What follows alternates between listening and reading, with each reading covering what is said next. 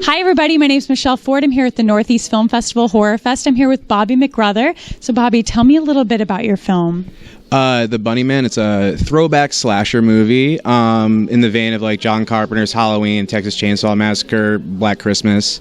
It takes place over the span of 10 years. It is about a sheriff's deputy who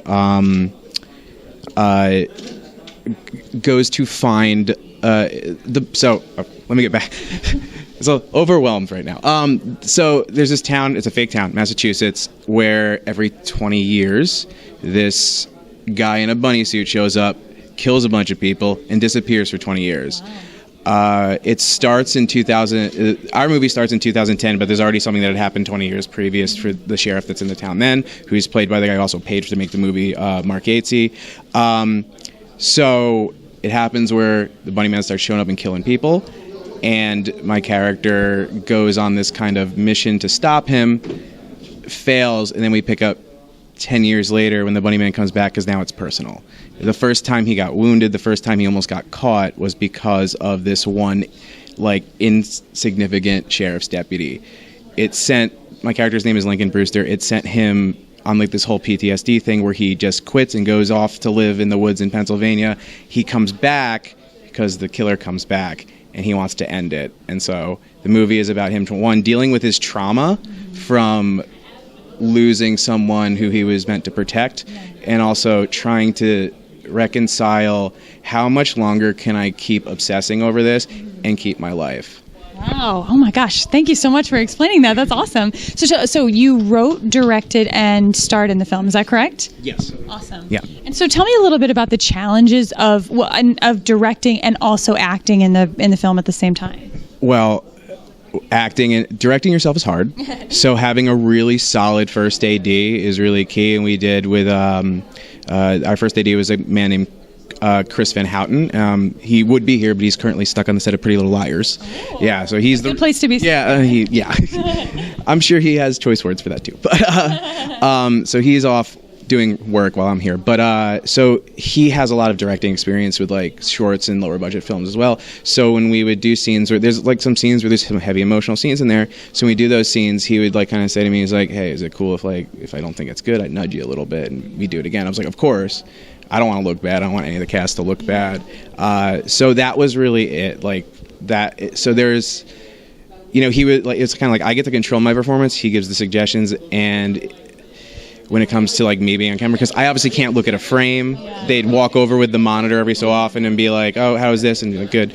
So that was really the key: is just find a solid first AD that you trust and that the actors also will trust, and then It works. Good. I'm glad to hear that. So, having said all that, tell me a little bit about your inspiration for writing the film. Where would you come up, with a plot like this?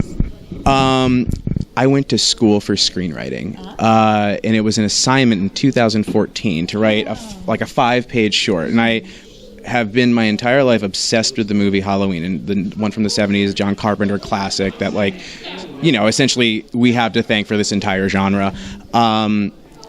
And I wanted to keep writing it, and my screenwriting professor said, "There's no way anyone will pay to make that movie."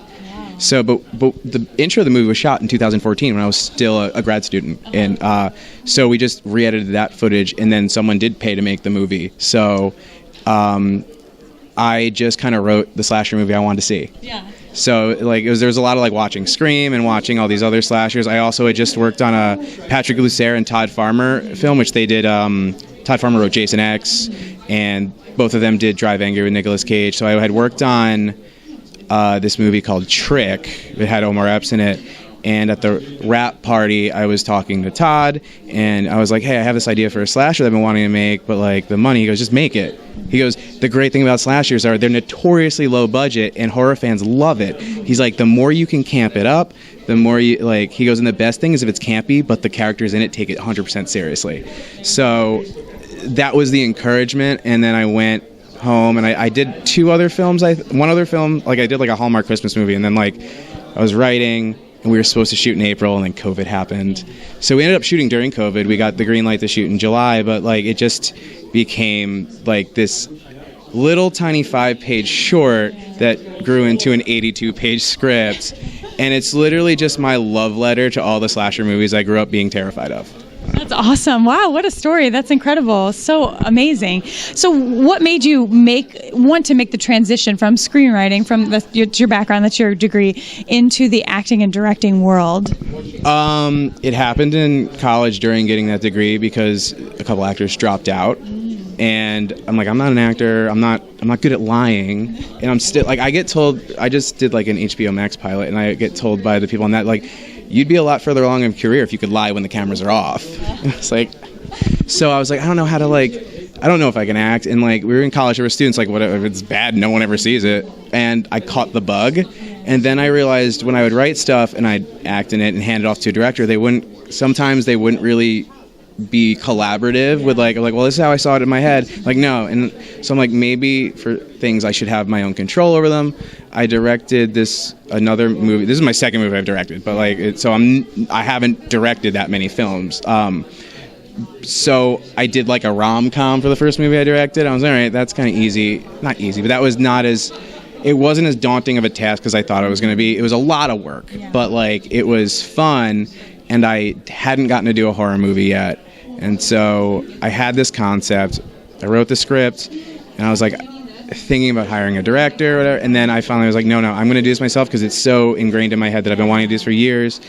So it really was an accident. Yeah. I was perfectly content in college, just be like, here's my pages, go make the movie, and then show it to me later. And then I just got thrown into it. And now I do this for a living, which is ridiculous. Awesome. So it was all by accident. Yeah. And I'm sure you feel a little bit more at home here in the horror genre.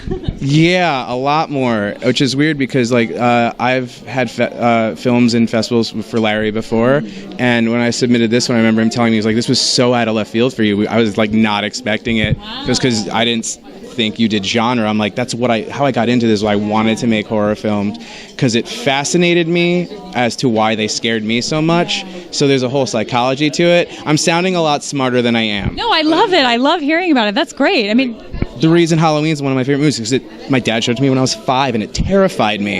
And the older I got, I always had this feeling when someone would say, oh, you want to watch this? That like you'd get that drop in your stomach. And I was like, why do I feel like this? As a 15-year-old, I watched it again for like first time in 10 years. When I was 15, I was like, why does it still make me feel this way?